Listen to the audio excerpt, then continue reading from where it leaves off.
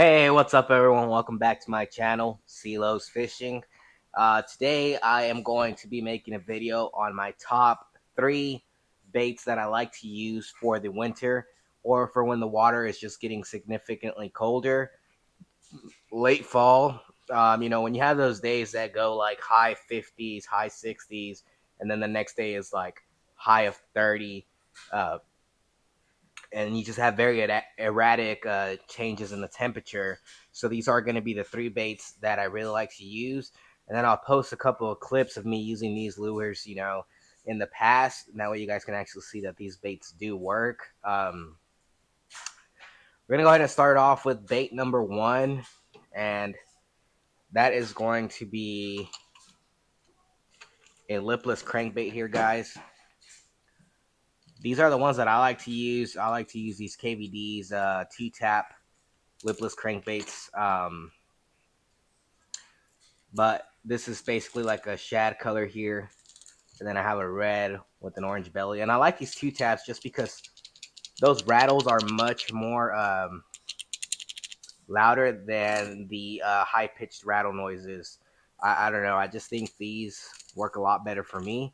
And that is why I choose these. I will have 2 clips or so of each of these baits working. But basically, the way you use these guys is, you obviously tie it onto your fishing pole, and then you're going to go ahead and throw it out there. Now you can fish the retrieval a lot of different ways, guys. You can either pretty much just burn it and try to use it as a search bait and see if you can get a reaction strike out of it, or what I like to do is I'll throw it out there, let it sink to the bottom like this, and then lift up the rod, and then it'll cause it to kind of wiggle around, vibrate. When you lift the rod tip up, you'll feel it vibrate, and then I'll burn it. And then I try to stay above the grass if there is submerged grass. Try to stay above the tips of the grass there, kind of tick it. Sometimes you'll get hung up on them, and then if you do, just rip it out. And sometimes that ripping motion and that quick vibration out of that grass will cause a strike. Another one of my favorite ways to fish this is I kind of use it like a blade bait or a spoon, if you would say. Except a spoon, you kind of just fish it directly below you vertically.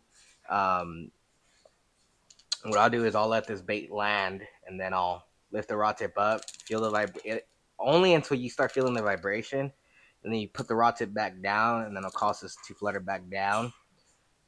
After a couple of times of you lifting that rod and vibrating it up like that, you will get some slack in your line. So then you reel it in a little bit, and just keep doing that. It's called like a yo-yo effect, and you keep doing that back and forth. That has actually produced some pretty big strikes for me, guys. So give that a try as well. And then let me go ahead and grab this clip from over here and just kind of show you guys. So right here, you'll see me. I'm casting around. This first clip is just me casting and burning it. It's actually the same red lipless crankbait I have that I just showed you guys. And that produced a strike as far as, while I was reeling it in, burning it through the water. This next little slide, you'll see I'm kind of just sitting in my kayak, and I was doing the yo-yo effect in the beginning, and then I kind of stopped, and I was going to reel it in, and then I did a yo-yo effect a little bit again, as you can tell, and then I got bit by an absolute giant bass. That's kind of what I was talking about with these lipless. You can either, you know, burn them in, or you can yo-yo them, and they will continue to work, guys. What's up, guys? I am back.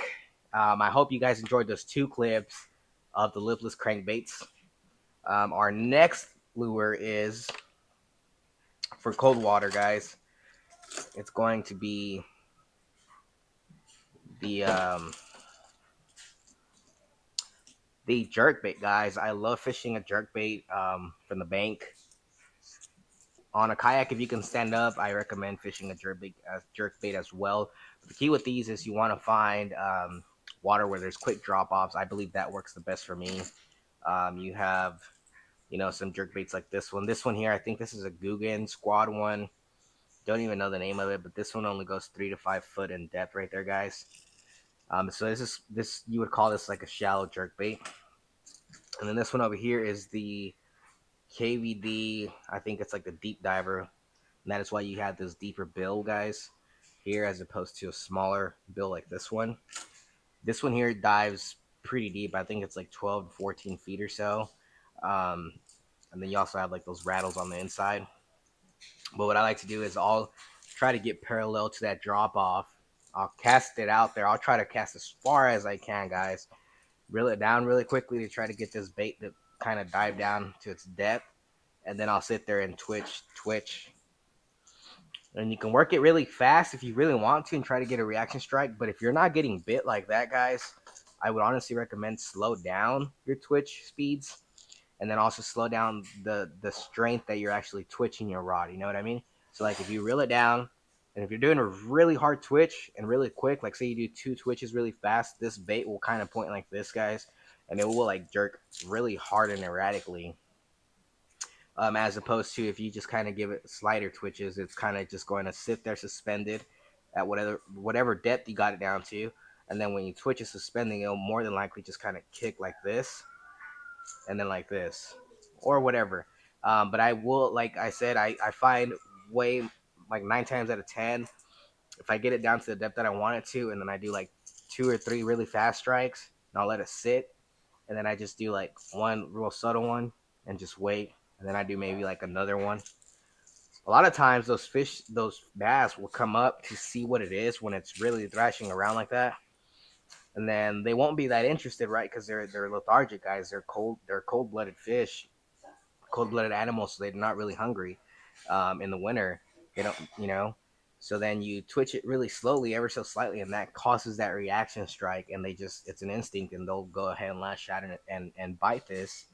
A jerkbait is kind of what you're going for, guys. It's literally a reaction strike. So I on color, guys. Honestly, I really don't care. I'll throw all sorts of crazy colors. This one's like a really blue back, got some green in there, and it's also kind of translucent down at the bottom with a little bit of orange right there. And then this one's really flashy, right? This got black, red, got the classic shad dot there. This one does too, actually. But this is more of a flashy color that I like to use, guys. But anyways, here's a couple of clips. Let me go ahead and grab them and swipe them in for you guys so you guys can see what I'm talking about. And these are some fish that I've caught using a jerk bait.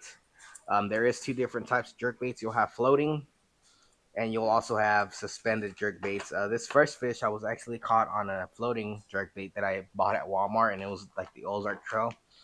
But I really do prefer the suspending jerk bait, guys, especially for winter fish, where you have to try to get down there and suspend and stay in the strike zone the longest time possible.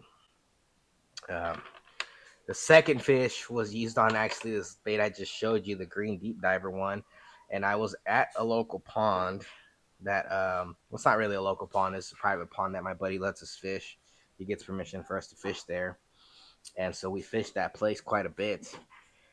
But there is like a nice little drop off area right there where I was casting that jerk bait, and I just kind of twitched it twice, and that fish took it. So that's kind of what I mean by I try to target those drop offs.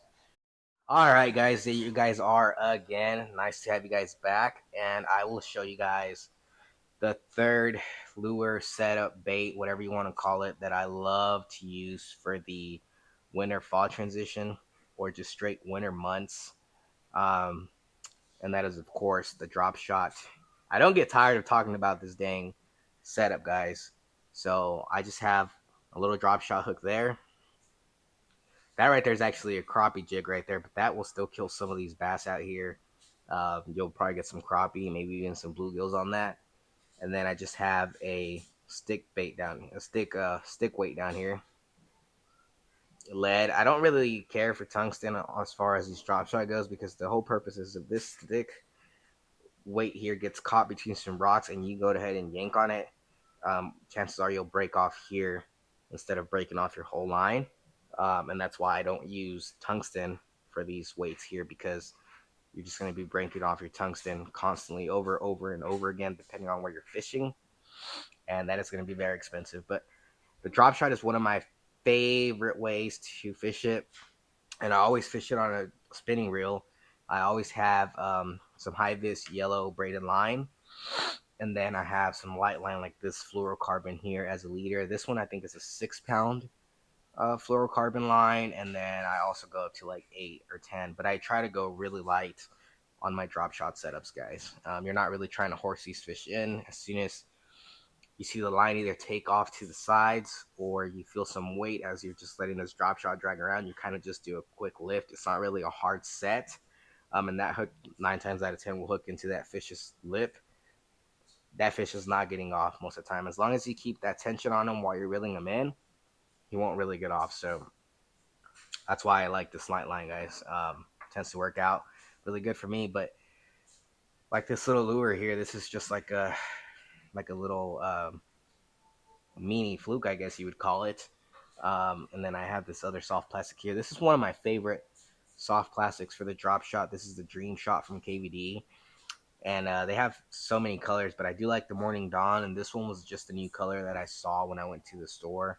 And I went ahead and picked it up just to see if this one was going to be any good or not. But this is like a blue and a clear back with a little bit of a purple shim to it. I mean, you could use so many things. You could use flukes on this, whatever you want to use. You could even go as far as using like a Shikoshi bug from 10,000 Fish here, guys. You can use these. These work really well for like Ned rigs, but I do use them on a drop shot here.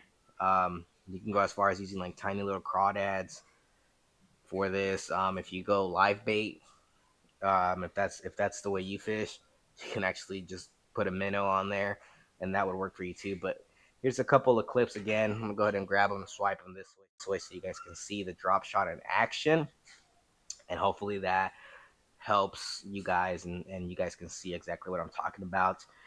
For these particular fish here, guys, one was at a local pond while I was just drop shotting, and you could see me, I was twitching that rod kind of fast. I wasn't really going super slow. Um, you can let it drag sometimes if you want. You can barely move it, dead stick it, whatever you want. But for this occasion, I was kind of just twitching it really quickly. And that is what happened here. And I got a pretty big fish off of that drop shot rig there, guys.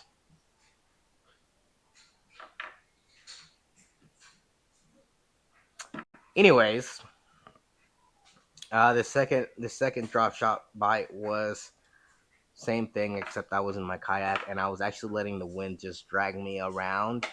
Um, and that is kind of what produced this bite, guys. I was just letting that drop shot drag around along the bottom.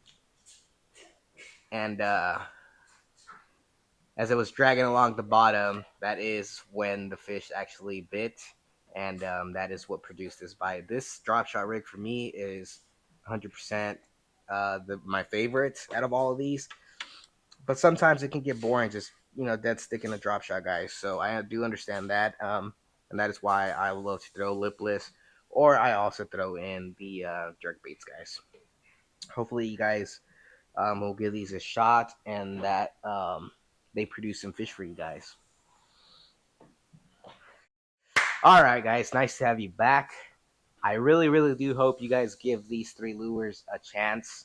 Um, give them a shot. You never know, and just go out and explore with them, guys.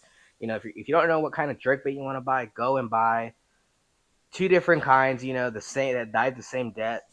Buy one that suspends and buy one that just buy a second one that floats, and then give it a shot using both and figure out what you like best.